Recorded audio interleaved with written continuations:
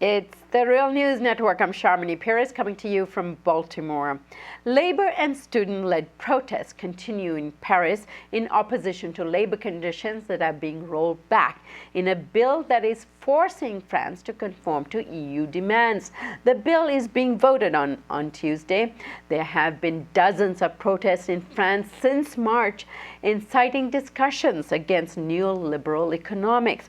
Europeans are still scorching from the Brexit vote last week that throws the whole relevance of the European Union into question. Our next guest, Richard Wolff, argues that recent political realignment in Europe are the result of a working class disgruntled by the effects of capitalism. Richard Wolff is joining us now from New York, although he's just been to Europe and France in particular.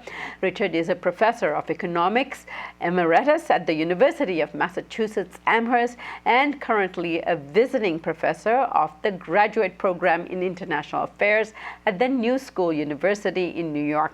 He's the author of many books, including Democracy at Work, A Cure or Capitalism, and the just released book, Capitalism's Crisis Deepens. Thank you so much for joining us, Richard. Glad to be here. I know you're preoccupied with the disgruntled working class in Europe at large, but let's discuss France first. The number of labor unions and student movements out there protesting this labor bill. Give us a sense of what's going on and why this bill has been introduced. Well, it's full of ironies that are wonderful signs for what is going on because they point so clearly. Here's the basic story. A government voted in by the French working class, a socialist government. Mr. Hollande, as the president, is a socialist, and the socialists have a commanding majority in the parliament, etc. This socialist government voted in by the working class, voted in on the promise of not allowing austerity in France, the way it has been imposed on so many other countries like Greece and Spain and so on, is now, in a sense, showing his true colors. He's turned completely around. Forgotten are the promises to undo austerity.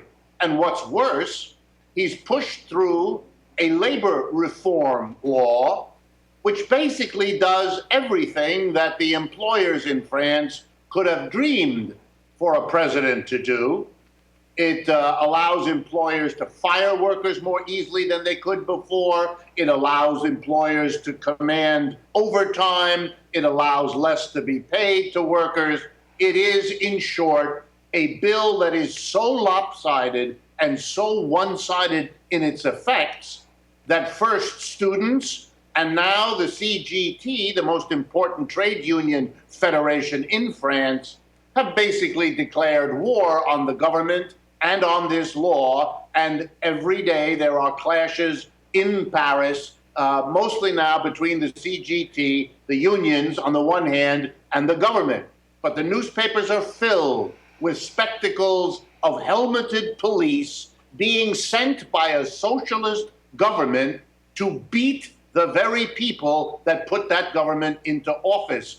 And if anything were more clearly a sign of the collapse of what the very word socialism meant, as well as the collapse of conventional politics, it's being acted out on the streets of Paris. Now, Hollande initially initiated this bill by decree. Now, it's standing up for a vote today. What is that vote, and is it expected to pass? Well, it's become a very contentious issue. The reason it was originally done by Hollande as a decree was it because it was quite clear that if it had been submitted to the parliament, it would not have passed. Whether enough arms have been twisted, whether enough polarization has happened, whether enough under the table and above the table promises have been made to get it through, all the vote will mean is yet another maneuver, another step in what is now a standoff between the labor movement and its supporters on the one hand and this socialist so-called government on the other. And how that plays out now is nobody's clear call. Passing the bill, not passing the bill, This is a moment of enormous historic importance, in its way as important as the Brexit vote in Britain. And of course, what happened just a year ago in Greece, where in spite of the referendum to not accept the terms of the bailout package, the Syriza government went ahead and did it anyway, in spite of the vote and the popular vote that turned out and said, you know, we don't mind even leaving the European Union in order to maintain and stop the austerity measures on us. So this is definitely a trend that's going on across Europe. Give us a sense of the other developments that you see that contribute to this division in terms of the working classes and the discontent and disgruntled working classes, as you say. Let me pick up from what you said, because it's a perfect starting point. In Greece, you had a classic situation. A poor, small corner of the European economy, only freshly part of the unified Europe, is overwhelmed by the economic crisis of capitalism's dissolving itself in 2008. No one in their right mind could have blamed the Greek government or Greek policy for causing that crisis.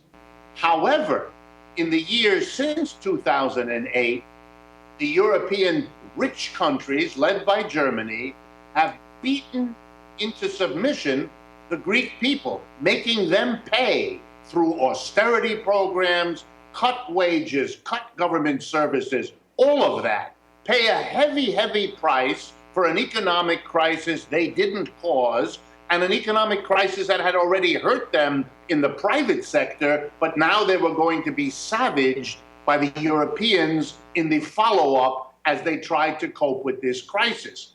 They got away with it, just as you said.